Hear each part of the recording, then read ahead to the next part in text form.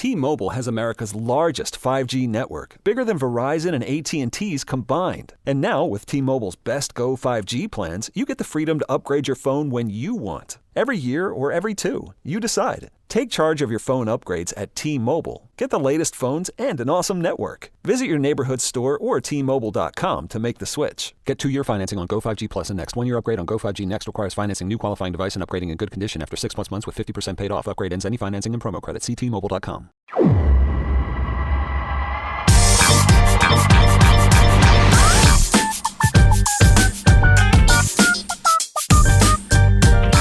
I just clicked on this button to hit record for this week's episode of the Show Before the Show, and there's a thing that says recognize hand gestures. If I click that and you give like a thumbs up, what does that do? Does it do anything? It suggested a hand like waving or a thumb up. It's not doing anything. I'm done with this episode. It's amazing that we're still learning new things about Zoom. Yeah, I know. After low these many years. I'm turning that feature off because it didn't do anything. Well, welcome into the latest episode of the Show Before the Show podcast, the official podcast of minor league baseball. A professional start, as always. My name is Tyler Mon. 3 different time zones this week. Benjamin Hill out of New York City. Samuel Collins Dykstra in the Phoenix area. Where exactly are you staying in the Phoenix? Don't give us the address, but like what city are you staying in? Yeah, you're trying to dox me here on air, Tyler. Jeez.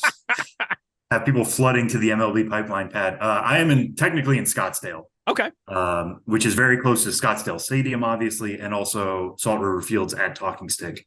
Both of those are like within a 15-minute drive from here. Mesa also not very far. If you're looking at AFL clubs, I'm in the East Valley. But today I will be driving to Peoria on the west side, obviously going to the Surprise later as well. And there is a AFL triple header in Goodyear this year, which will be a new ballpark for me when it comes to Arizona spring training ballpark. So all over the valley, but currently in Scottsdale. Ben, how are things? You look like you're in a very nice room today in the office. Looks like a good view out there. Yeah, 6th Avenue right behind me, Radio City across the street. I'm here in the office in the Frank Robinson conference room.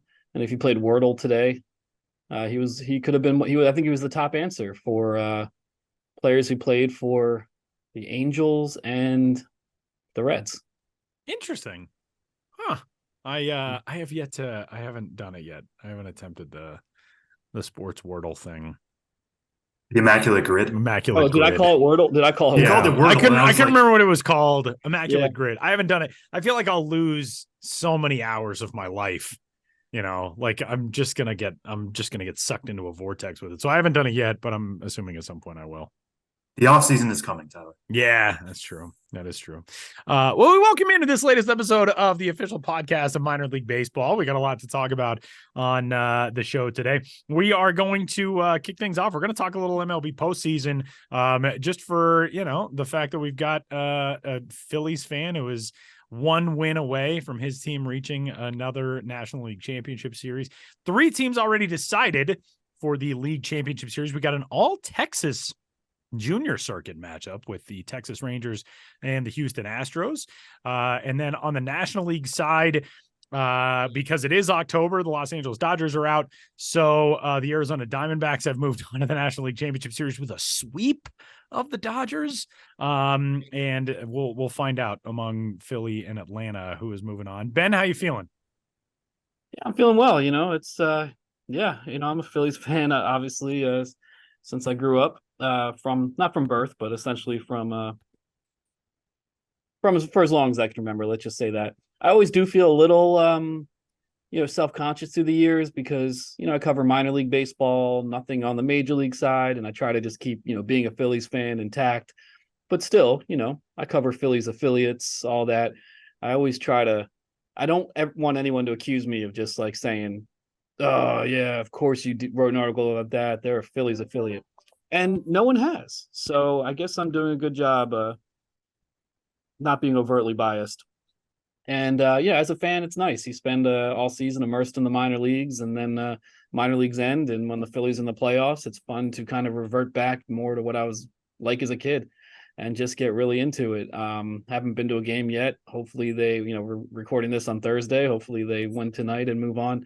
But it's just really fun. I mean, what can you say about the playoffs except it's really, really fun? And I'm kind of sick of hearing it. I think all fans are, just like what a element the home crowd brings to it and how over the top they are. And yeah, it's been talked about, I think, enough at this point, but it really speaks to something that it's the Philadelphia crowd that does that, brings that energy from start to finish. You know, I was fortunate enough to go to a World Series game last year, and it really was like you do not sit down from the first pitch to the last, and it just never lets up. And even with postseason crowds in other cities, I don't think it's generally that intense. And certainly watching TV on other in the other ballparks, there is this kind of hometown pride part of me is like, they're not bringing it the way Philly is. Man, I will say, not to call out a fan base or anything, but the D-backs Dodgers game last night, the D-backs had first and third, 2 outs, bottom of the 5th, and still a relatively, close game. I think it was 3-0 at that point.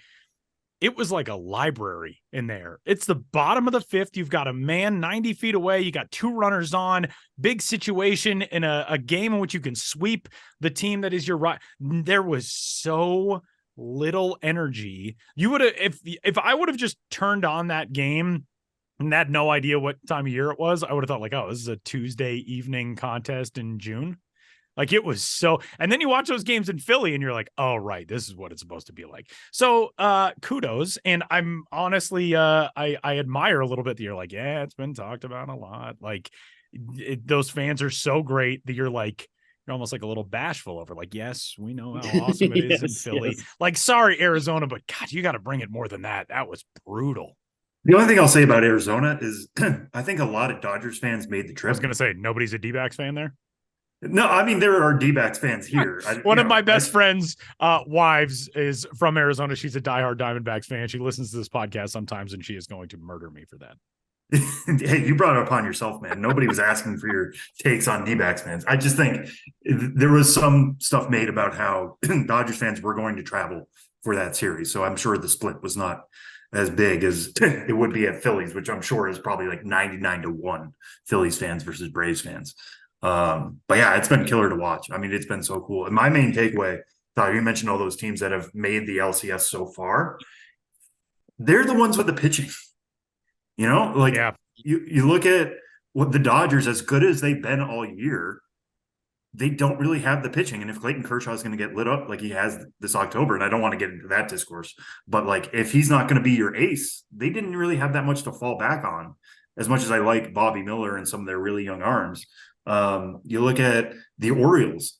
I love Grayson Rodriguez. I love what he's been able to do this year coming back after he was optioned. But he's just one starter for the Orioles, and he, laid an egg in game 2 of the LDS. And as good as broad as their hitting base is, Gunnar Henderson only gets 4 or 5 at-bats a game. Adley Rutschman only gets 4 or 5 bats a game. I want to see those teams invest in pitching moving forward, or really try to make moves at the deadline. The Orioles didn't really do that. They brought in Jack Flaherty. That was their big move. But I would have. Who knows? They could have gone and got Justin Verlander. Maybe they could have talked him into exercising, or waiving his no trade clause to go to that team and really putting them over the edge. But yeah, I hope that's the main takeaway from this series. I mean, you look at like the D-backs. Even when they had a start yesterday from Brandon Pfaadt, which didn't go deep into the game, their bullpen really came through. And guess who closed it out? It was Paul Sewell, who they acquired at the trade deadline. They made from a team that was in contention, as we discussed last week or a couple of weeks ago. Exactly. Yeah, it is really kind of wild to look at the Los Angeles Dodgers and think like, team just didn't have pitching. Like that is with the amount of talent that they have developed. And obviously they've been dealing with injury issues and Walker Buehler being out and, all the things that have gone on with that Dodger staff. But man, it is, I got some very in his feels texts from friend of the show, Jason Schwartz, the former radio voice of the Lancaster Jethawks and the Lake Elsinore Storm, long time, lifelong Los Angelino and Dodgers fan. And he was like, man, I know that it's tough to hear somebody complain about this when your team has had this much success overall, but it's really rough watching your team get into the postseason and do this every year. And I should have sent back like the little violin. I mean, that's the thing too, is that like Mookie Betts didn't hit this Right. series. Freddie Freeman didn't. Freeman didn't hit. JD Martinez, I think, was the only one of those 4 players in the lineup who had 100 plus RBIs this season. I believe JD Martinez was the only one to drive in a run. And that's, I mean, you can't have that happen either. If you're not going to pitch, you got to be able to hit, and those guys didn't hit. But yeah, looking at the start of the season, out of the National League West, I do not think many people would have picked the Arizona Diamondbacks to be the team that had moved on to the National League Championship Series. I also don't think a whole lot of people would have picked that the American League East would go 0-7 in playoff games, and that the 3 teams from the American League East would be the 3 teams not named the Boston Red Sox and New York Yankees, which is also pretty wild. 5th year in a row that the World Series will be held in Texas. 7 straight American League Championship Series appearances now for the Houston Astros. But I do want to touch on, and this is something that we talked about before we got started. We're obviously going to get into our usual topics, and we're talking with Ben here momentarily about what he's got on the site and coming to the site. But this whole Bryce Harper, Orlando Arcia thing. This is interesting, and we're 3 guys who have, reported on baseball, been in clubhouses, done all this stuff. The long story short version, for anybody who hasn't heard, Bryce Harper makes, what one could construe as a base running error that turns into a double play on a spectacular catch from Michael Harris II, that ends game 2. Bryce Harper was around second base. Could have been the tying run if that ball gets over Michael Harris's head. It doesn't. Harris makes an incredible catch. Really, Austin Riley's play on the back end of that catch to get the double play at first base, I think, was as impressive as the catch itself. But then apparently in the post game afterwards in the clubhouse, Orlando Arcia was yelling out "Attaboy Harper" or something similar. It was reported, and it has now turned into a thing with a capital A and a capital T. Last night in game 3, Bryce Harper hits 2 homers. He stares down Orlando Arcia. Arcia looked crestfallen in the clubhouse postgame when he was asked about it. And he essentially said, yeah, I thought it was, I thought in the clubhouse, what you say stays there and it's a sacred place and blah, blah, blah. Travis d'Arnaud is now out there saying that it's going to make players want to talk to the media less.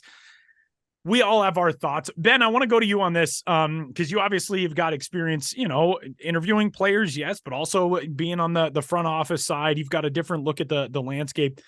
How did you view this whole thing? And aside from the fact that Bryce Harper stare down of Orlando Arcia was like the coolest sports photo I've ever seen in my life. What are your thoughts on this whole thing? Well, yeah, I mean, I think it contributed to good theater, and that's why everyone's talking about it, and that's what people want. And I think the sort of ethic debate is just secondary to the fact that people, especially in the postseason, when you have a lot of casual fans jumping on, you want storylines, you want narratives. So everyone was talking about it, and that was all the talk of the post-game shows, after the game. And I get that.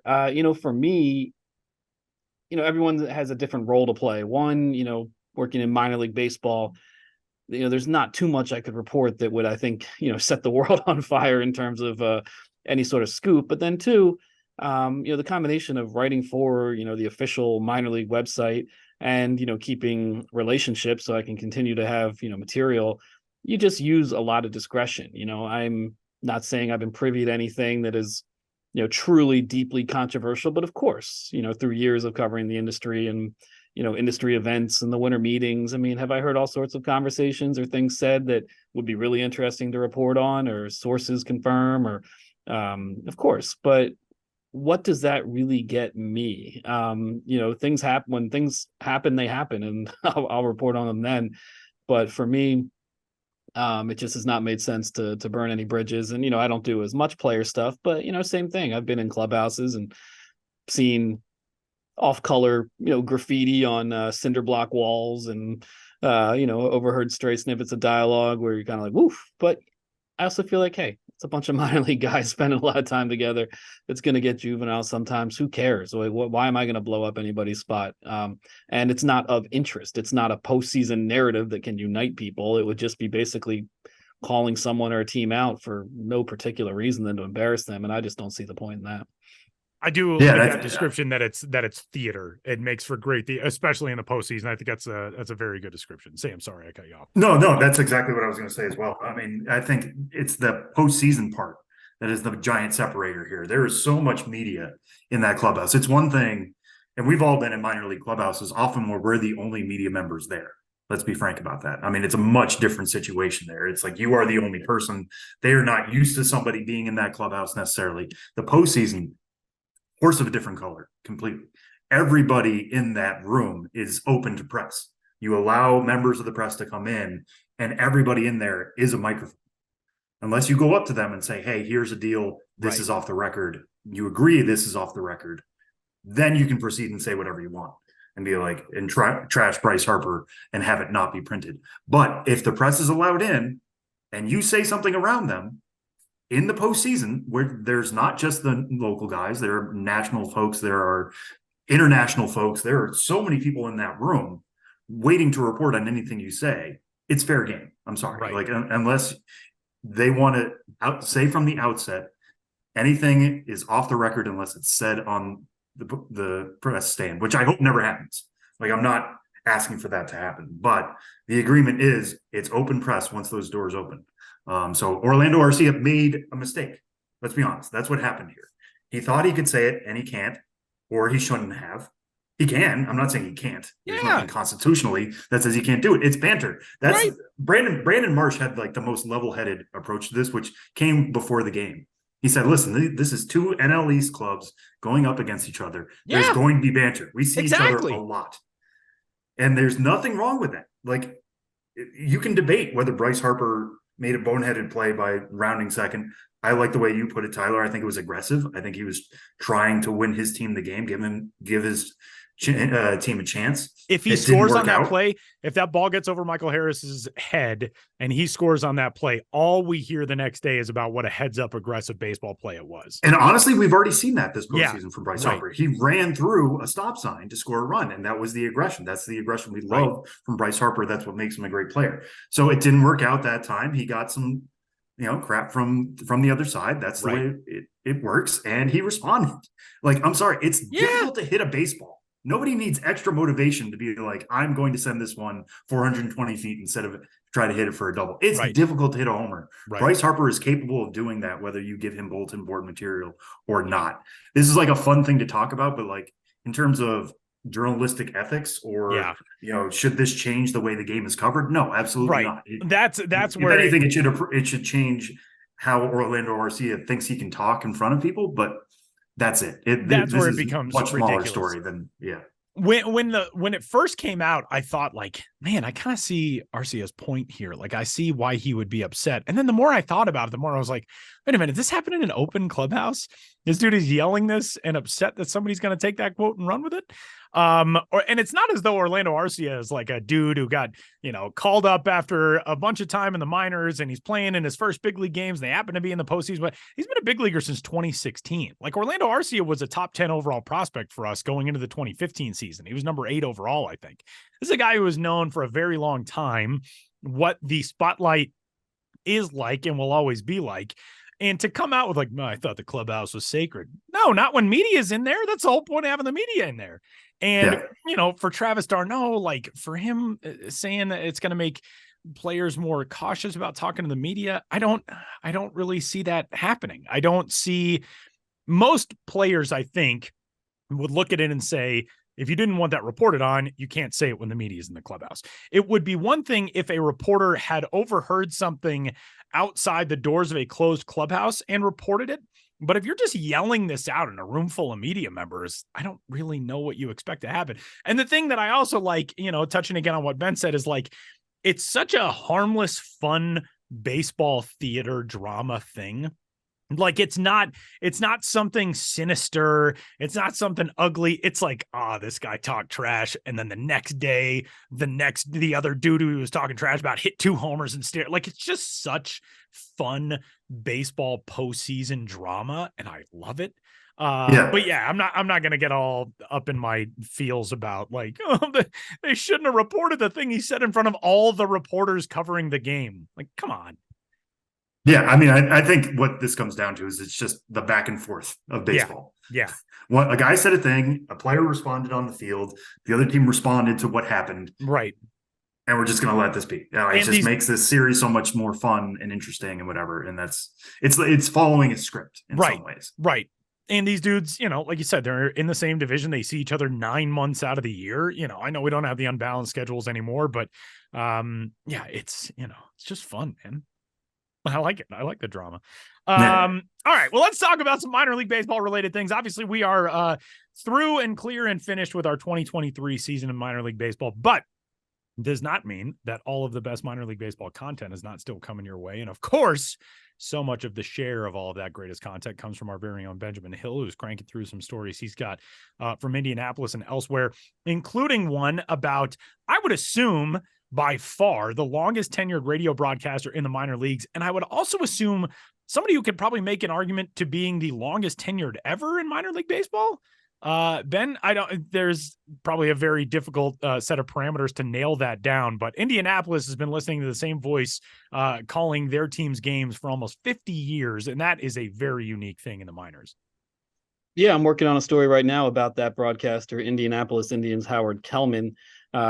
Victory Field, home of the Indianapolis Indians. They were here we go, penultimate stop in my 2023 ballpark travels. And before the game, I was like, I'm going to interview Howard Kellman. I mean, he's been with the same minor league team since 1974. I know Jim Weber with Toledo is just about that as well, maybe 1975.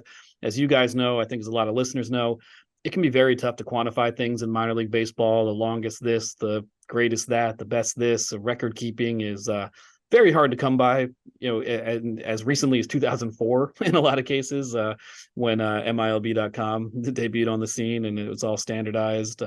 But anyway, 1974, he's entering his 50th in April. He will broadcast a game. Howard Kellman will broadcast a game, on the 50th anniversary of his first game with the same club. So I got a story on him coming out next week, and you can read about all, how he got the job, his career path, how the franchise has changed. And I do like it because, the International League is, one of the longest running, most historic, most iconic in all of minor league baseball in terms of these, some of these cities that have baseball going back such a long way, Buffalo, Rochester, and of course, Indianapolis. The Indianapolis Indians, they have been the Indianapolis Indians, like same team name, going back to 1902, 1902. So to have continuity with that, and then as well as that continuity to have the same guy in the broadcast booth now for coming up on 50 years, it just speaks to how deeply rooted, Indianapolis and that team is, within minor league baseball at large.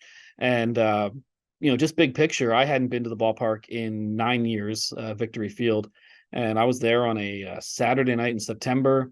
And just like in Louisville the night before, I was a little concerned going in, like, hey, it's September, school started, football season, maybe the crowds won't be as great, but just a great crowd in Indianapolis on a Saturday night. That ballpark's pretty much in the heart of downtown. I stayed in a downtown hotel, walked there, walked past the Capitol building on the way, the NCAA headquarters are right around there. There's a state park with a lot of outdoor activities. And one of the most prominent features of this downtown backdrop at Victory Field is a Marriott hotel. And it's in left field, and it just dominates the view from the ballpark. It opened, I think, in about 2011. And when I was there, they had this massive Indianapolis Colts artwork on the wall, and it said "For the Shoe." And I guess shoe, horseshoe, Colts wear horseshoes. But it was one of the most striking hotels I've ever seen. And that's right there at Victory Field. And of course, before or after the game, you can go to St. Elmo, the legendary steakhouse, and get one of their iconic shrimp cocktails. There's a lot to do around there. And Victory Field, 1996, it opened. So, better part of 30 years now, but it does not feel like an older ballpark. You have plenty of room to move, great scoreboard, tons of group areas, downtown backdrop, as I said. And I just had the sense that franchise is just really doing as well as it ever has. And it was great to be there and to see that and to take in that combination of history and current, modern day, just energy and spirit. And they're a Pirates affiliate, of course. They were playing as the Young Bucks the night I was in town, as in Bucks, as in Buccos, as in a slang for Pirates. They were wearing yellow Young Bucks uniforms. And Yeah, I just really enjoyed it. I'm getting sad that I'm not going to have too much road trip stuff to talk about coming up. I only went to one place after Indianapolis, and that was Columbus. And pretty soon I'm going to have to stop living off my in-season content because I'm going to run out of it. But we are not there yet. We are definitely not there yet. And so let's keep talking about these ballpark visits. I'm going to have stuff keep coming out about it, and keep an eye out for that Howard Kellman story. Victory Field overall write-up on MILB.com on Friday, the day this podcast comes out. It's also in my newsletter, Ben's Biz Beat. Please subscribe to that. And I'm going to keep that ballpark road trip stuff coming as long as I can, as I said. So stick with me. And what else do we have going on in the world of baseball except for, the playoffs? Let's talk about minor league ballparks instead. All right, Ben. Well, in addition to that, we also have one other news item that kind of affects our purview. It sort of doesn't, but we learned recently that the Princeton squad in the Appalachian League will no longer be in the Appy League after 2023. Now, obviously, there have been so many changes with the structure of minor league baseball. The Appy League, not an affiliated minor league anymore, but the Princeton Whistle Pigs, formerly the Princeton Rays, who were a rookie level affiliate of the Tampa Bay Rays. Kind of a surprise here in that Princeton will no longer be part of the Appalachian League. I would say more so a surprise because it seems to have happened on really short notice. But what's the latest? What are you hearing about this? Yeah, I don't know much really about this yet. Just that it was announced yesterday. Some local Princeton or West Virginia news outlets picked it up. So, waiting to hear a little bit more specifics, but it sounds like, there was ballpark renovations that needed to be done. And this team, even by Appalachian League standards, had a very bare bones, no frills ballpark, and, never particularly drew well in recent years, kind of sitting on bleachers in a high school like stadium. I love those kind of environments that they were hosting, minor league baseball all the way through 2019 and then converted along with the rest of the Appy League to woodbat. But it is the kind of environment that was just kind of barely hanging on with basically local, donors and local supporters, doing all they could to keep baseball afloat. And I just think the upgrades needed for the stadium are not quite enough to keep that going. The team was the Princeton Rays for many years prior to, when Appy League was still affiliated. I got to visit there in 2016. We were talking about this before we started recording this, but Jim Holland ran that team for decades, I think from 1988 all the way to 2015, and really helped to bring stability to Princeton's Appy League franchise. And then the year I visited in 2016, they had one front office member full-time total, and it was a guy who had just graduated college, Nick Carey. And man, I respected him that season to come right out of college and then be in charge of an affiliated team and be the only full-time employee at like 22, 23 years old. But that was sort of the operating style in the Appy League, and especially one of the have not teams, even within a rookie level context. So it also speaks to what a labor of love it was, just to keep it going, I think this long. And I wish them the best going forward with that ballpark, with that community. Hopefully there's still more baseball to come. I don't know what this means for the Appy League yet going forward in terms of now that it's a 9-team league, if there will be a 10th team, if they somehow find a way to do it with 9 teams, which does have precedent. The Pulaski in about 2008 or 9 dropped out of the league prior to all those ballpark renovations, and they got it done with a 9-team schedule back then. It helps that there's so much proximity in the Appy League that teams could literally play like double headers but against different opponents, a day game against one team and then travel somewhere else to kind of try to even up that schedule. Anyway, I have no idea what's going to happen with all of that, but the Princeton Whistle Pigs, formerly the Princeton Rays, look like they're no longer. And it's always sad to see a team go. And also shout out to the Princeton Rays mascot for many years, Roscoe the Rooster, who I did a story on, who even has his own Ben's Biz Topps Pro debut card. He talked. I did a full interview with a talking rooster in Princeton, West Virginia, and I'll never forget that. And then not only that, when he was not at the ballpark, Roscoe the Rooster was on the amateur wrestling circuit. And there are pictures you can look up of this mascot for an Appy League team fighting against opponents in pretty low-level amateur wrestling circuits. And he really put the moves on the Cuban Assassin. That was his main enemy. And I don't know what the relationship of those two is now, but I hope Roscoe's doing well. I hope the Cuban Assassin's doing well. And we'll see what the future holds for Princeton, West Virginia, and for the Appy League going forward. I do. I mean, obviously that story made quite an impact on us because as soon as you said, oh yeah, I wrote a story about the mascot there, Sam and I were like, oh yeah, wasn't it the one that talked? Didn't he wrestle? Like we remembered all of the details of that story. Yeah, certain things are so out there and unique, and it was always the kind of story I love to come across on my road trips where you just have that moment. Sometimes I'm like, is this a story? I'll talk to this person, I'll talk to that person, maybe this will develop into something. And then sometimes you're just like, yo, there's the talking rooster mascot. Let's go. I feel like Did I talk to the chicken? I think I should talk to the chicken. Yeah, I'm definitely talking to the chicken. That is amazing. Ben Vanilla, you can find, of course, on social media at Ben's Biz and the Ben's Biz. And thanks, man. We'll catch up next week. We will. We will catch up next week and likely the week after that. So I'm assuming let's keep it rolling. Let's do it. Thanks, Ben. Thanks.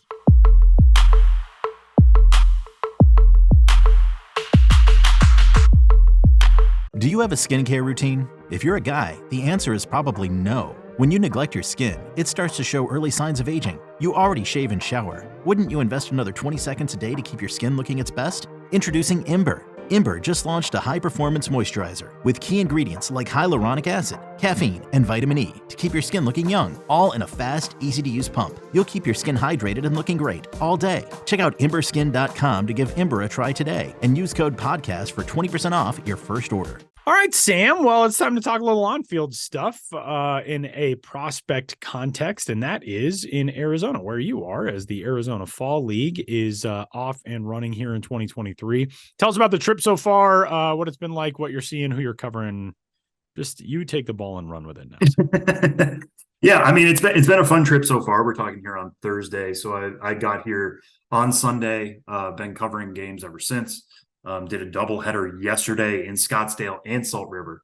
So pretty close by. They're within 15-minute drive of each other. Love being able to do that. I will say what I say every year. If you have the opportunity to get out here, if you live in the Phoenix metropolitan area, go to the Fall League games. Like they really do feel like a minor league all-star game every night.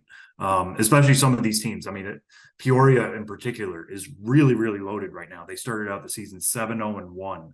I think through those first 8 games, they had scored 88 runs, which led the AFL by 33. Second place was 55 runs. Yeah, that's pretty good.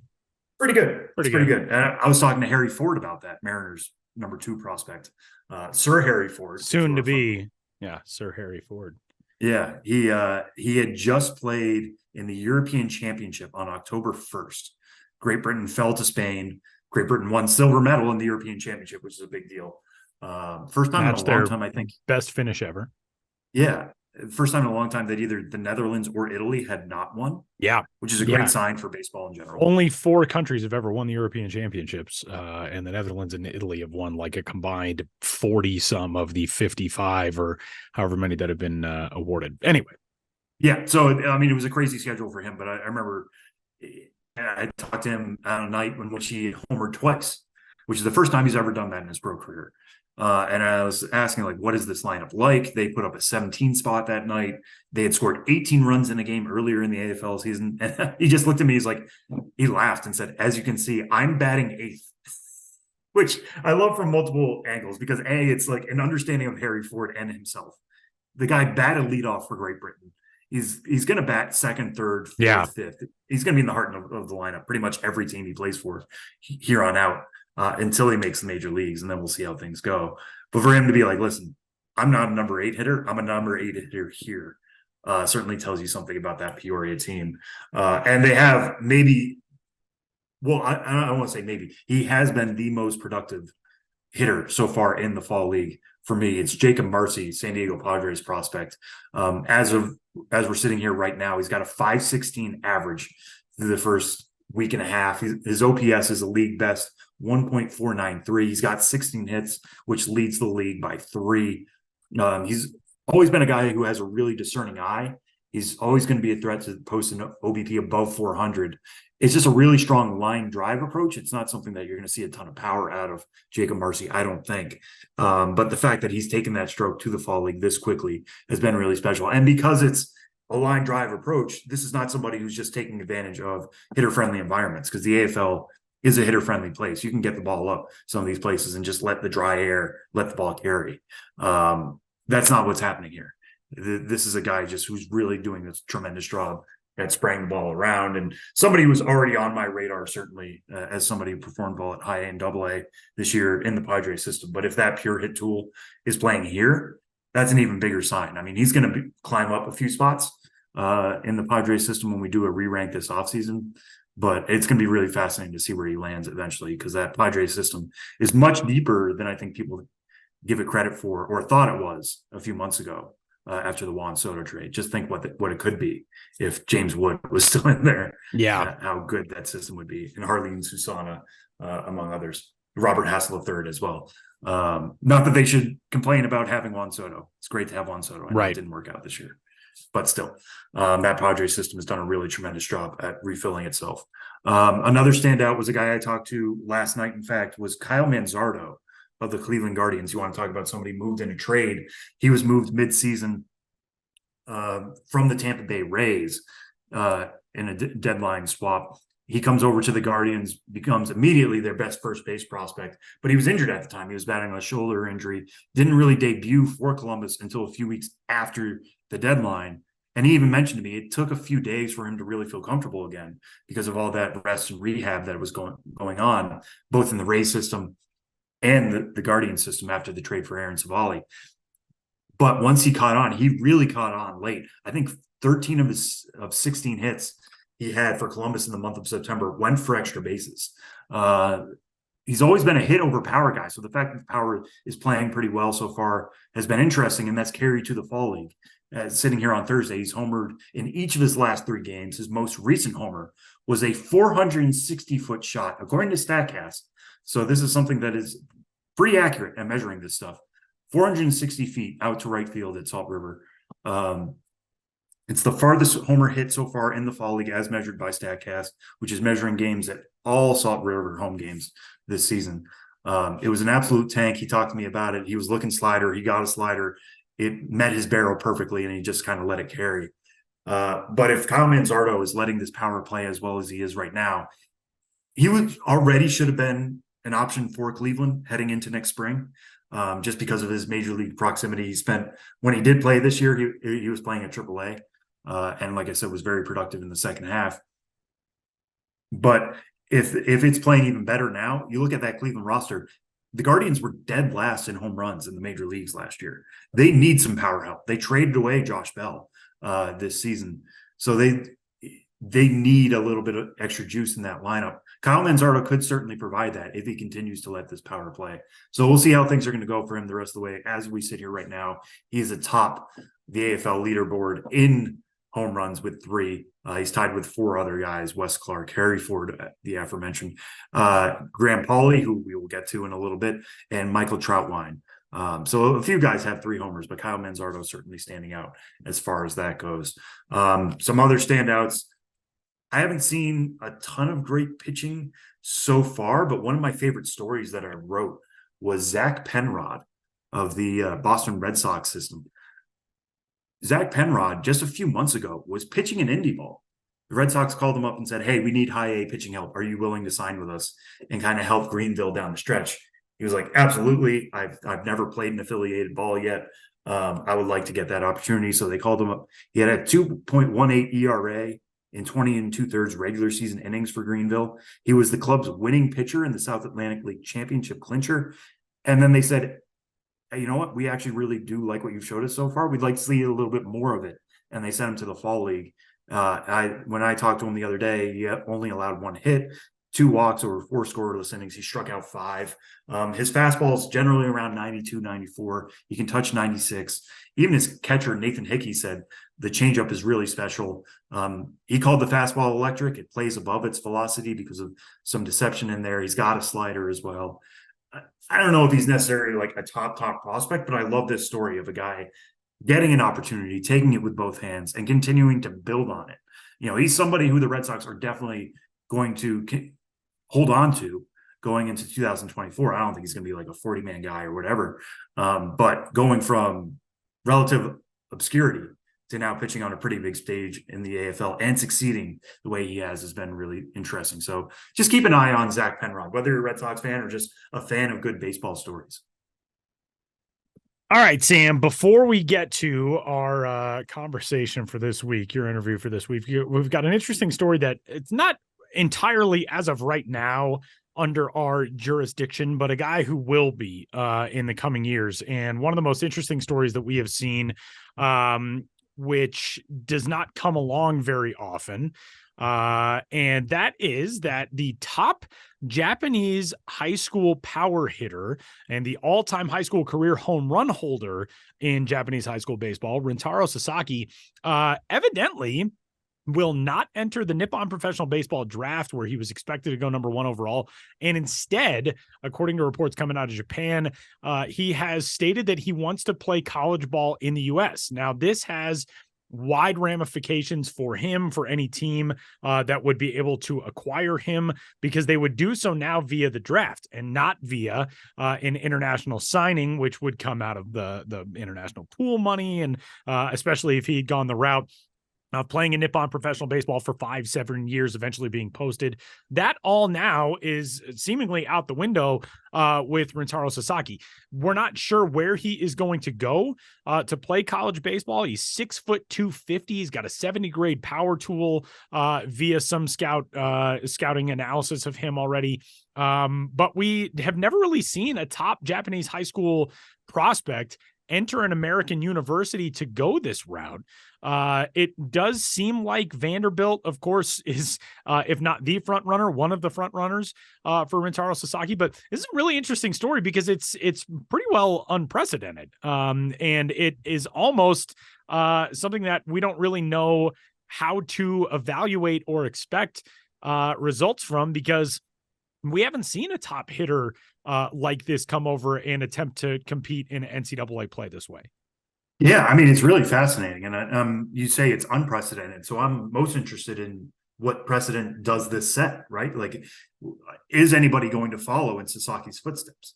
Or is this just one guy who like finds it fascinating to come over here and play? I mean, one thing that I think is really interesting, or one part of this story, his father was Shohei Ohtani's manager in high school. Right. So like, I'm Same sure high there school. might be, there might be some connection there. There might be some discussion of like, hey, just come here. The facilities are just as good and you get a bigger, I don't know. I would love to know what's happening behind the scenes. It kind of reminds me, if we're talking about things that are unprecedented and we were wondering what precedent they would set. I know where you're going the other with way. this. Yes. The Carter exact Stewart. thing that I was thinking, Carter Stewart. Yep. Yeah. Carter Former Stewart 8th overall pick of the Atlanta draft in 2018, and Carter Stewart went the other route. Rather than signing with Atlanta, he went to Japan. He made his pro debut with the Fukuoka SoftBank Hawks when he was just 20 years old in 2020, and he started to put together a really nice little career over there. He's also played a little bit of winter ball, played in the Puerto Rican Winter League in this past offseason 2022-23, where he put up a 1.06 ERA in 3 starts. That's the only thing that I can think of, and that's the reverse of this situation. Yeah, the only difference there is like Carter Stewart went pro, right? Like he went and signed in Japan and was immediately pro. Now, NIL throws all of this into a very confusing situation, right? Because you might think, well, actually, there's now essentially semi-pro. Let's call it what it is. Like you are getting paid by other people to play college athletics now, which is great. Like I want college athletes to benefit from their labor, and they are popular people who people pay to come see. I want them benefiting from that. I have no problem with NIL stuff, but that makes you should immediately think of NIL when you hear somebody coming over and playing college athletics. Like, is he coming over here because he can still get paid, but he technically isn't eligible for NIL money, at least from American businesses, right? Because of the way the rule is written. I think there's like a loophole there that he could get NIL money from Japan. Like Japanese companies could sponsor him and he could get money through Japan, but he couldn't get it through here. So it's not. And I think he could basically only get it when he's back in Japan. He could not be paid that money while he's actually here playing college ball. But if he goes home, he could sort of do endorsement stuff there. There's precedent, at least in college athletics. Oscar Tshiebwe from Kentucky, basketball player, had some NIL deals that he was able to complete while out of the country. Kentucky played in a tournament in the Bahamas, and he was able to get some NIL endorsement stuff done there. There are also players who have used NIL money and been able to route it toward, good causes. Matty Sissoko, who is from Mali, playing basketball at Michigan State. He has built a school in his hometown in Mali from money that he's been able to raise while playing here in the U.S. So there are some things potentially that Sasaki could do, but this is just such an interesting story that really, I mean, he's a mold breaker, which is very cool. And again, we'll see if anybody follows in his footsteps. I wonder if people are going to immediately consider doing this now that the seal has been broken, or if they're going to wait to see how he does. Like maybe he comes over and he has a ton of power, but he hits 220, something like that for 2 years at Vanderbilt, and he ends up being a 4th, 5th round pick. I mean, that can happen. Right. We've heard stories of that stuff happening. As much as raw power is in the tank for him, we need to see it play here stateside. So definitely. If maybe other players who are just as good over there just want to see how it goes. You want to, especially if he's going to Vanderbilt and playing in the SEC. Right. That's essentially like high A competition at this point. And it's going to be above that. Really interesting to see what the reaction is of Japanese baseball to this, because there's sort of an unspoken thing with Nippon Professional Baseball and Major League Baseball where MLB teams don't really look at talent at the Japanese amateur level because it's such a strong pipeline to get them into Nippon Professional Baseball. And then if a player succeeds there and wants to come over via the posting system, that's a route that's been established.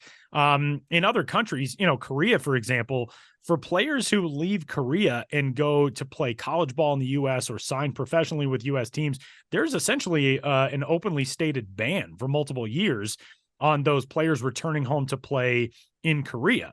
So different federations, different leagues have different ways of looking at these things. So it'll be really interesting to see the way Japanese baseball responds to this. But this is a guy who, potentially in 2 years, depending on how things go, this could be a legit prospect who we're talking about. And so just something to keep in mind, and another one of those fascinating baseball avenues that could potentially put a guy on a map sooner rather than later. Yeah, one thing I want to add to this discussion real quick, and then we can pivot to the interview. He's not exactly the first to do this. Riku Nishida also went to a junior college and then transferred to Oregon, was an 11th round pick this year, but that's a different situation. Right. He went to JUCO. Going JUCO is different. JUCO and then went to Oregon. And like I said, it was an 11th round pick, which it's great to be selected in the draft no matter what, but this is not somebody we're talking about as I think Sasaki, we should be talking about as a future first round pick eventually. As the pedigree looks right now. Right. He's not going to be playing in the States until 2025, which makes this so much more enticing because it's so interesting and I want to see it play out. But we're not going to see him go to school now. He's not coming this year. It'll be next year. Yeah. But the ground has been softened, and I can't wait to see how this unfolds. Just always fascinated by all of that stuff. I mean, the way guys find their own pathways to playing baseball, how they want to do it, I just think is so fascinating and so cool to watch in so many ways. And that will bring us to our conversation on this week's episode of the show before the show. Sam, you got a chance to catch up with a Duke Blue Devil. I'm demanding an answer to the question from him as to whether Duke is now a basketball or football or baseball school. I might sneak that in there. It is fascinating to see how Duke athletics have, I don't want to say changed, but the fact that college game day good at a lot of things now. I wonder what he thinks of all of that from afar. But Graham Pauley, number 11 Padres prospect, is our guest on the show before the show this week. Graham Pauley here in the Arizona Fall League, playing on that Peoria team that is absolutely loaded. As I mentioned before, currently tied with Kyle Manzardo, Harry Ford, and 2 others for the Arizona Fall League lead with 3 home runs. I'm just fascinated by this guy. He was a 13th round pick in 2022 coming out of Duke. So not really all that well known. All he did this year was hit 308, 393, 538 across 3 levels. He went from single A to high A to double A. Seemingly got better as he went up. Slight step back, I guess, from high A to double A, but still was slugging 500 at Double-A by the end of the year, hit 23 home runs, stole 22 bases, was the only Padres minor leaguer this year to have a 2020 season. Pretty good defender at third, second. He's playing some outfield corners. There's just so much to dig into here. So here's my conversation now with Graham Pauley.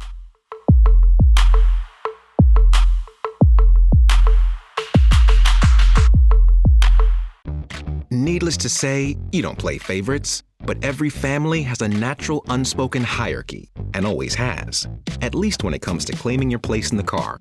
You know how it goes. The one with the longest legs, you're up front. Congratulations. The shortest kid, you're in the way back. And the nicest sibling with the best attitude, right smack dab in the middle. Sorry, buddy. Is it usually the mild-mannered middle child? You bet. They're such a good sport. Is it fair, comfortable, and enjoyable for all? Absolutely not. Until now. Finally, the first ever Lexus TX is a 3-row SUV where everybody wins. With intuitive tech, cup holders for all, loads of elbow room, cargo room, and leg room. For everyone, no matter where they sit. This is a new era of 3-row luxury. The Lexus TX. Experience amazing at your Lexus dealer. All right, Graham. Well, let's just start with how are you finding the fall league experience so far? It's been a week and a half, going on 2 weeks. You lead the league in homers with 3. It seems like it's going pretty well so far. Yeah, I mean, it's been awesome. Obviously, a ton of great talent out here, a ton of prospects and from different orgs. I'm starting to find my footing, and I think, with the team that we have, a lot of talent and a lot of really good guys, so that makes it a lot easier to come here and, compete and play every day. Yeah. So it's been a lot of fun. Yeah, and when did you find out that you were coming here? So I found out with about 3 or 4 weeks left in the season. You kind of have a end date in mind in the season. We knew we were going to playoffs, so I was really looking forward to that. And then finding out I was going to fall league after the playoffs, I was really excited to come here and, compete and, try to show more of what I can do here. Mm-hmm. Yeah, and with a lot of guys, we talk about it being a first full season. Now they're tacking on the full fall league. What kind of instructions did they give you to come here? Yeah, basically just to keep doing what I've been doing. I had a successful year, and, I thought I proved a lot of what I can do, and, just trying to stay healthy and, manage my body and, play as many positions as possible and play as much as I can. That was pretty much the goal from day one this season, and just continue to do that. Mm-hmm. Yeah, and at what point did it feel like things were really clicking for you? Because between Lake Elsinore, Fort Wayne, San Antonio, it was almost like you were getting better as you went along. But at what point did it feel like, oh, this is a special season? Yeah, I mean, I would say, a lot of things really clicked once I got to Fort Wayne. I started hitting a lot more homers and a lot more hard contact and, just doing things that I didn't always do. To me, I was always a guy that could get on base and, swing the bat well, but I kind of unlocked some more power, just minor swing changes and, really seeing the ball well in Fort Wayne. And I think that's what propelled me the rest of the year. Yeah, I was going to ask about that power specifically. What were those swing changes? What were something you were doing in the Midwest League that you weren't in the Cal League? I think, picking better pitches that I could swing at was the first thing. And then also just, focusing on elevating the ball. I was grounding out a lot in Lake Elsinore and kind of getting on top of the ball. And I figured out how I could keep my swing but also elevate the ball on certain pitches. And, that unlocked more power for me. Yeah, well, what was it that, especially on the elevation, what was that change? To me, it was more just keeping the bat in the zone for as long as possible and working on my direction. To me, I was always a guy who I had good rotation, but I sometimes would over-rotate and kind of, overswing. And for me, just focusing on my direction and keeping my direction towards center field allowed me to drive the ball to all fields. So. Mm-hmm. Yeah, and you were talking about pitch selection being better as you went up. Mm-hmm. How much did it help to face better quality pitching? Guys who actually know where the ball is going more of the time. Yeah, I think obviously as I went up in levels, pitching got better, whether that be stuff or command or both. And, as I kept moving up and facing those better pitches, it allowed me to see better pitching, which allowed me to lock in better and, kind of figure out what I was good at and what I wasn't great at, and then just building off that, really while I was working on the stuff that I'm not great at, also really fine-tuning the stuff that I'm good at, and the better pitching, something that helped. So yeah, and I want to take a step back from here. You kind of touched on it a little bit, but what kind of player were you at Duke going into the draft compared to where you are now? At Duke, I would say I was a high contact guy who could get on base a lot, and to me that was something that I never wanted to change. I think that's really valuable, especially in like today's game, a guy who gets on base a lot. And as the Padres, as we talk about, is getting on base 388, which was Tony Gwynn's career on base percentage. So that's kind of a huge pillar in this organization. And so for me, like, that was something that I really wanted to do this year, and that I've done in the past. But on the development side, it was more the power side. So I wanted to be able to maintain my contact and getting on base ability, but also develop that power. Mm-hmm. And what were your expectations going into the draft? Because 13th round, I mean, it's an honor to be drafted anywhere, but to be taken there, what was the experience like? So I mean, I didn't really have too many expectations going to the draft. I played in the Cape leading up to the draft, so after my junior year that summer, just to try to get more exposure to earn the opportunity to get drafted. And leading up to the draft, talking to my agent and everything, we weren't totally sure where I'd go. I didn't really have expectations of going too high, but I didn't really know, and it was an honor getting selected, even if it was the 13th round. And once you get to Pro Bowl, pretty much anything can happen. So everyone kind of has a clean slate, and just try to earn this spot and where I'm at today. Yeah, and you hit well too, even after the draft. I mean, it wasn't like this was a huge breakout year for you. What changed? What were the Padres working with you on day one? Yeah, kind of the same stuff. Like, so in college, like I said, I was a huge contact guy. I didn't swing out of the zone a lot, and I was a guy that could draw walks. Like my junior in college, I walked more than I struck out, and that was something that I truly valued. And obviously, it's a lot harder in pro ball. You see better pitching, wood bats, and everything.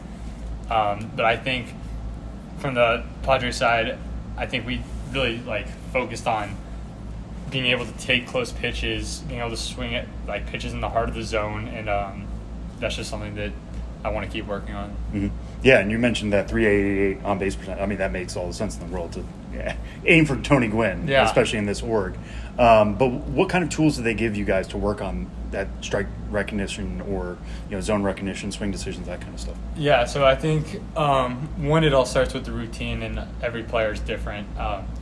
For me, I like to start with front toss, feeling out my swing, feeling out my direction, and then working on after that, once I start working on pitch decision, whether that be machine work, seeing the high velos that we see, and figuring out how I can swing at the pitches in the heart of zone, take pitches on the edges, stuff like that. And then also an arm, sometimes I ask for a mix, so I'll see heater and then breaking ball, or heater and then changeup, and just being able to react to those and see those as soon out of the hand as possible. Mm-hmm. So is there anything you feel like you're laying off now better than you did in college? I would say that, I would say I'm laying off the high heater a little bit better, as well as off speed out of the zone. But at the same time, I think I'm hitting the off speed in the zone a lot better, because I think I'm able to react and see that earlier. Whereas in the past, I always thought I was good at hitting the heater, but I would sometimes be caught off guard by an off speed pitch. But now I'm able to react to that and drive those pitches as well. Mm-hmm. Yeah, and just coming back to this season, you talked about going to Double-A for that postseason run. Padres put a lot of guys on that team, trying to get you guys all together. Margarella came up with you. Marcy was there. Ethan Salas was on that team. Merrill. What was the atmosphere around that team, knowing this is kind of the future of the Padres? Yeah, so within the players, it's a really good atmosphere, because one, we're all friends, we all like each other, and it's a lot easier to play and work hard when you have guys around you who are challenging you and pushing you to be the best that you can be. And I think we all wanted the best for each other, regardless of whatever position we were in. As well as that staff there, Luke Montz is the manager, and we got Pat O'Sullivan as the hitting coach, and Chino as our infield guy, working with me mostly in the infield. Just a great staff that we all wanted the best for each other. We wanted to win, and those two go hand in hand. So really good. Yeah. And was that something you guys talked about of like in that locker room? Hey, this is the core of the farm system. It was kind of a unspoken thing. It's hard to put too much pressure on each other, or like oneself, to say, hey, like I have to do this, this, and this to help the Padres win. We kind of all just put on our work, focus on each other, like as much as we focus on. As much as I focus on myself, I wanted the person next to me to succeed, and I think that's what's going to take us somewhere in the long run. Mm-hmm. Yeah, and you climbing 3 levels is a successful season, no matter what the numbers would be. But what were your goals coming into this year? At the beginning of the year, I wanted to just play well and work hard as possible. Like every time I stepped out into the field, I wanted to be able to say that I was the hardest worker on that field. Mm. The baseball side, it will take care of itself if you work hard.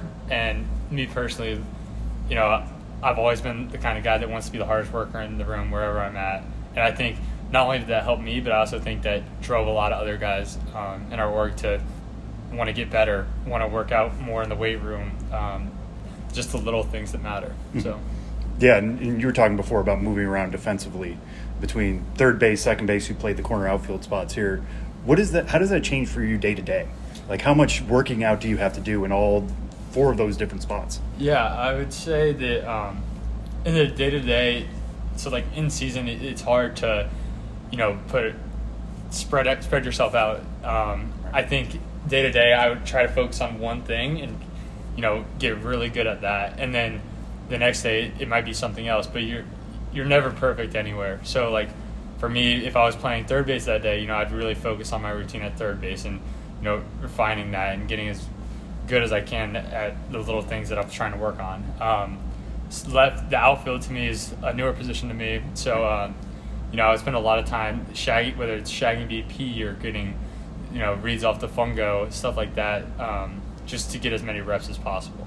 Yeah, and when was the last time you played outfield before in the pros? It's been a while. I didn't play at all in college. In college, I really only played third base and second base. Right. Even in high school, I didn't play outfield. I was more, when I was younger, as a little kid, I'd take some reps out there and whatnot. But, it's been a while, and I think me getting more reps, getting more reads, I think that's going to help me in the long run. And I think, very soon I'm going to feel a lot more comfortable out there and right now I'm a lot more comfortable at third and second, but I think with work and reps that I'll be comfortable out there as well. Mm-hmm. Yeah, and when did San Diego come to you with that idea of like, hey, we want to at least try you out there? So the end of last year when I first got drafted, and I was in Lake Elsinore, our low A team, I started getting some reps out there, but it wasn't really a focus yet. It was kind of just, let's see what I can do, and we'll go from there. And then once I got here this year, spring training and the strength camps we had earlier this year, it was more of a focus to maybe get some reps there. In the beginning of the year, I really only played the infield because that's where I was most comfortable. And while I was taking reps in the outfield, I wasn't really ready to get game reps there yet. But as the season went on and I felt more comfortable out there and I was getting more reps, it became a real possibility for me to play outfield in games, and that's what happened towards the end of the year. And I didn't get a ton of game reps out there, but I'm getting a lot more out there now in the fall league. So something that's cool and something that I want to continue to work on. Mm-hmm. Were they explicit about that, of like, hey, this is where the opportunity is going to be for you? Because there's a pretty big Manny Machado-sized shadow over third base in this organization. Yeah, I mean, they haven't said anything about like, hey, this is your only opportunity is to play outfield or anything like that. It's, to me, like, playing as many positions as possible and being athletic as possible is very valuable in today's game.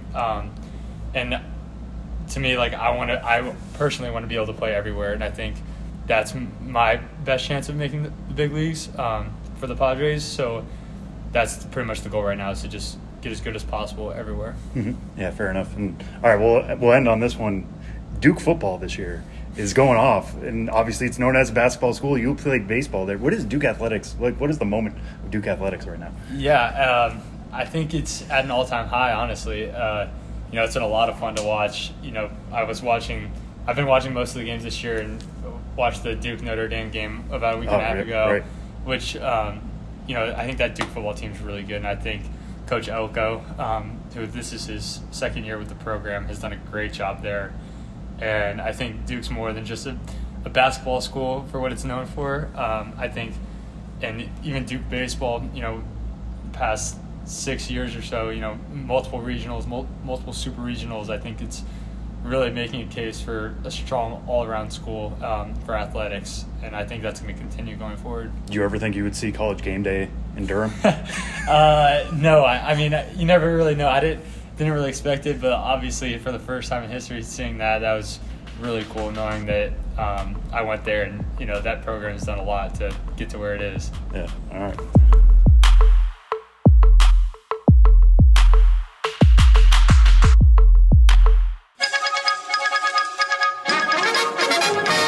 We interrupt this podcast to bring you another thrilling edition of Ghosts of the Miners. Now, here's your correspondent and host, Joshua Jackson.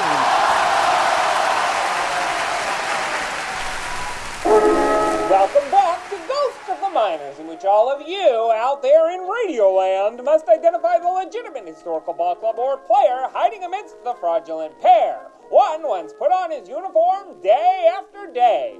The others had no body to adorn in any way whatsoever at any time. In the last segment, I asked you which of the following minor league baseball players did at one time exist. A. Grim Mason. B. Sneer Weaver. C. Glum Barber. You got this one right if you've ever dealt with an unhappy bricklayer, as the correct answer is A. Grim Mason, who played across 3 minor league circuits from 1961 to 1963. Named Oregon State's most valuable player for the 61 collegiate season, Mason, who'd also been a tailback on the gridiron for the Beavers, had a rock-solid foundation upon which to build a career. In fact, as an amateur, Mason set his name in stone by hitting the first homer all the way out of Washington State's Bailey Field in 1959. Things were looking cheery for Grim when he signed a professional contract in June of '61. He liked playing ball in college, and in the minors, Mason would find mortar love. Yet, there was a note of grim foreboding in Grim's pro deal. Mason bricked his chances of playing for a winner by inking a contract with the upstart New York Mets, who were building toward joining the National League in '62.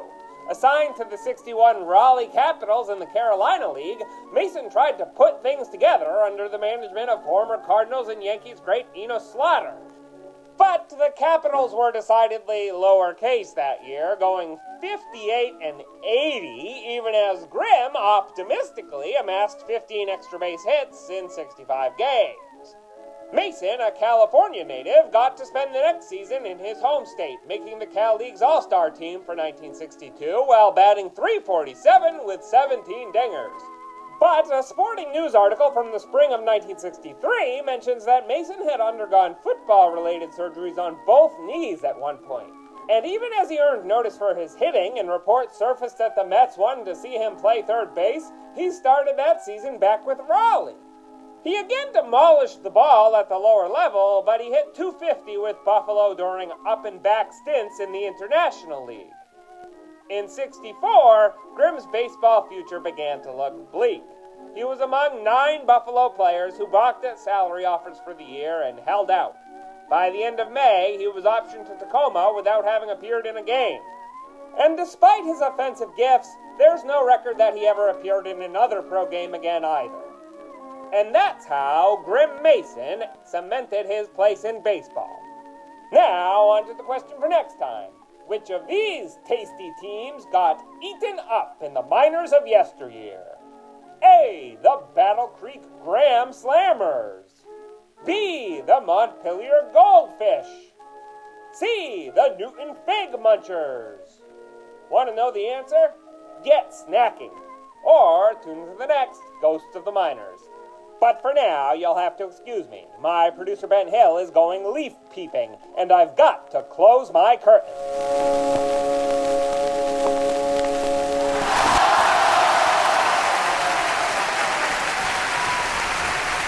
Big thanks not only to Graham Pauley of the San Diego Padres, but to Josh Jackson for stopping by the show as well with Ghosts of the Minors. And final segment for this week's episode of the show before the show. We know 3 of the participating League Championship Series teams. By next week, we will obviously know all of them. We may have a very good line on what our World Series matchup will look like. Sam, I want some predictions here. We've got 3 teams already in: Texas and Houston in the American League, Arizona, and the winner of Atlanta, Philadelphia in the National League. Who you got? Yeah, so I think it's always fascinating to me to start to think about it this way as the postseason gets narrower and narrower. Like, one of our World Series champs this year is going to be the Rangers, Astros, Phillies, Braves, or D-backs. That's it. It's one of those 5 teams. There's nobody coming in from the top rope and just being like, oh, it's us, actually. The MLB ad campaign for this year, who's going to be the one, I think is so awesome. So it gives me feels of, every year the NHL does a great job with that, of like, who will be the person to hoist the cup for the first time. This year's MLB postseason ad campaign, I think, is phenomenal.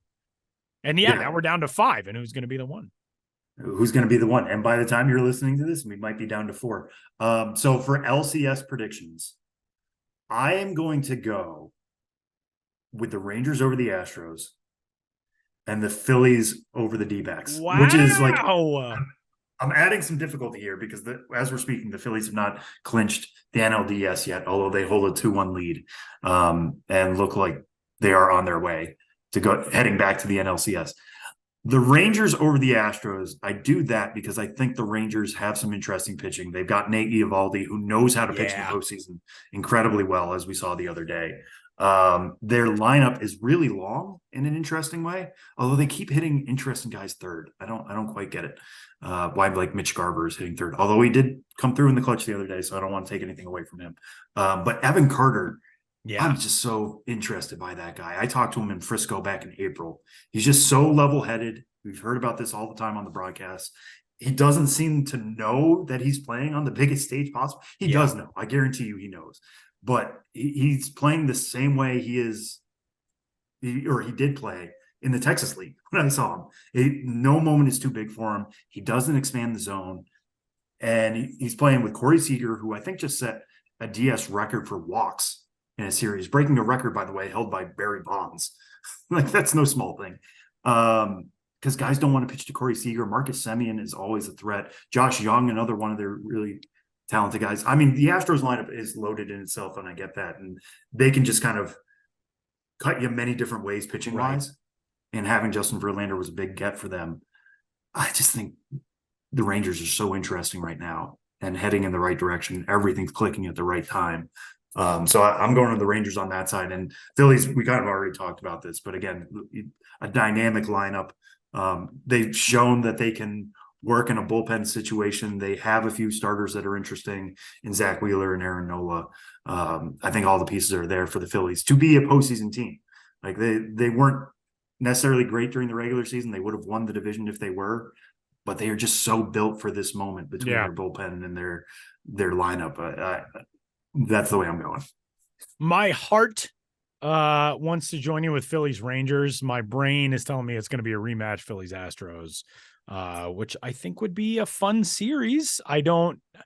I will say this, and we live in a world where everybody's got to have a hot take about TV ratings for some reason. I don't know what America's appetite is for the Houston Astros anymore. Astros fans love it that way. I don't blame them at all. But I'm not sure how excited the viewing public is going to be about potentially watching the Houston Astros in the World Series again, outside of Houston. I'm not saying that I feel that way. Astros fans, don't come at me. I do have such a soft spot for the Texas Rangers. I'm so happy for Bruce Bochy. Just such an awesome story for him to be able to come back, out of baseball for a little while.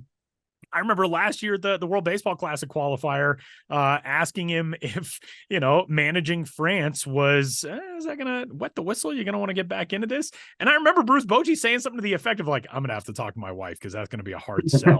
And now here he is. He's in the American League Championship Series. It's just so awesome. And also resurrecting a team that, last year we talked about like, how are the Texas Rangers this bad?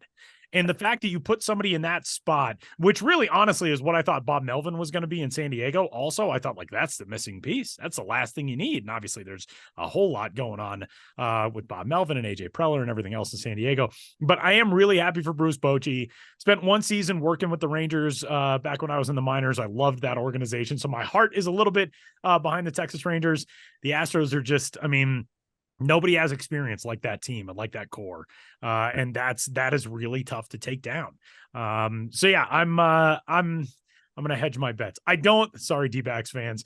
This is my second time going after you in this podcast, which I really am not intending to do. I don't see the D-backs making it through. I think whoever comes out of that other series will take down the D-backs, but man, what a stepping stone season for Arizona though.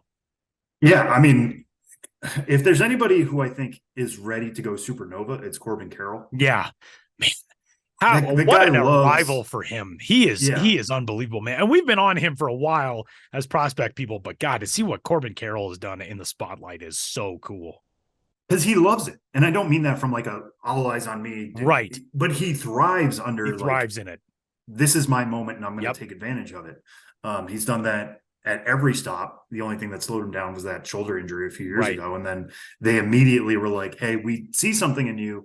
We want you to start scouting MLB games. Right. And just like sitting behind home plate with our scouts and trying to understand the game. And he really took that to heart.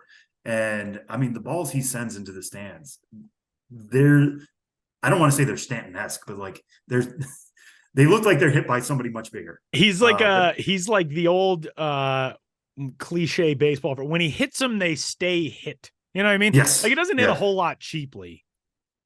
No. Yeah. No. So like if there's somebody who can just take a series and be like, we're pushing our way through here with Zach Allen, with Merrill Kelly, with some of those bullpen pieces that we talked about before, like there's something there. I just think the other two teams are a little bit too loaded. And like I said earlier, I think the Phillies are really built for this moment, for this type of atmosphere, not necessarily for regular season, but we are going to get past you in a 5-game series and a 7-game series, because that's what we're geared for. One quick thing on Bruce Bochy before we go, Tyler, that you were talking about. One thing that stood out to me, I think it was a quote from Chris Young, Rangers executive, talking about how the best managers aren't ones who just have good strategies and stick with them. They're the ones who adapt, who look at the game and grow with the game and learn with the game. Yeah. I think that's what Bruce Bochy is. Bruce Bochy, like, he obviously is handling his clubhouse well. There's all sorts of stories out there about how they've bonded around Creed. So he's allowing a certain atmosphere to fester. You know, he's not coming in here and being like, the 90s are over. We're not playing any more of this garbage. I think that's the accurate term for Creed, by the way, festering. I do think that's I like that as a description. Anyway. Sure. Or I guess I should say early 2000s. They weren't quite 90s. They were. Oh, I think they were like, I think higher was 1999. Okay, there we go. Also, I just can't. The only team that I and most other people of a certain age will ever identify Creed with is the Marlins, because of of course, right. Will Soar song. I mean, come on, Marlins. All right. We don't need to be paying Creed royalties on this podcast. Why are you keep singing? You don't think Scott Stapp is tuned into this podcast right now, Sam? Is his lawyers saying? Will be. We don't need the lawyers on us. We don't have Creed money. Do you think Creed has a lot of money? I think that's the other. I think they would like a lot of money if you keep singing. That's all I'm saying. Oh man. I also, one other point I want to make about Corbin Carroll. And I just Google image search Corbin Carroll, like a few rows down, there was a picture of him in a Hops uniform, a Hillsborough Hops uniform, and I clicked on it and it said D-backs Corbin Carroll stays hot for hops, and I thought, I think I wrote that story, and then I clicked on it and I did. But Corbin Carroll, he is rocking a very good Luis Gonzalez early 2000s-esque goatee. Like that goatee it's got some major like 2002 vibes to it. And don't say 2002. You know the year you should be saying. 2001. 2001. I should be saying that. You should be saying that. I'm saying from like a fashion-ish facial hair choice standpoint, it's a very impressive goatee. Not what I would go with in this day and age. I've long rocked the full beard. But, you know, there was a time in the early 2000s when I was like, yeah, man, I'll go goatee on this. And Corbin Carroll, he's there. I admire it. No, it's very good. And seeing him jump into the pool last night.